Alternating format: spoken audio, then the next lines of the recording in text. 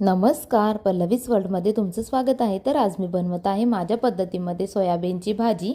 कारण श्रावण असल्यामुळे बऱ्याचशा लोकांच्या घरी आता नॉनव्हेज बंद आहे, त्यामुळे कधी नॉनव्हेज खावंसं वाटलं तर आपण ही छानशी भाजी बनवून खाऊ शकतो।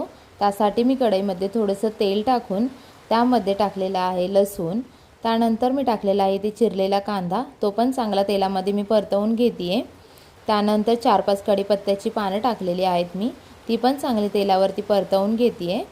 त्यानंतर टाकलेला आहे मी टोमॅटो, कांदा आणि कढीपत्ता चांगला तेलामध्ये परतवून घ्यायचा आणि त्यामध्ये मी थोडंसं मीठ ॲड करते, जेणेकरून आपला कांदा आणि टोमॅटो लवकर लाल होईल आणि शिजेल।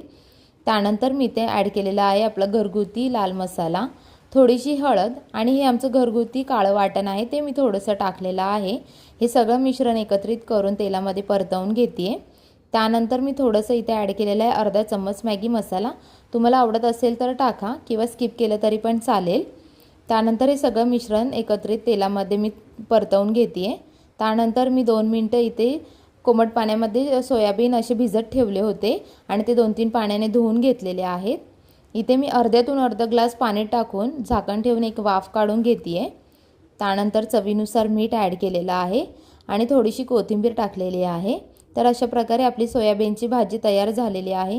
तुम्हाला माझी रेसिपी आवडली असेल तर नक्की सबस्क्राईब करा आणि कशी वाटली ते पण सांगा। धन्यवाद।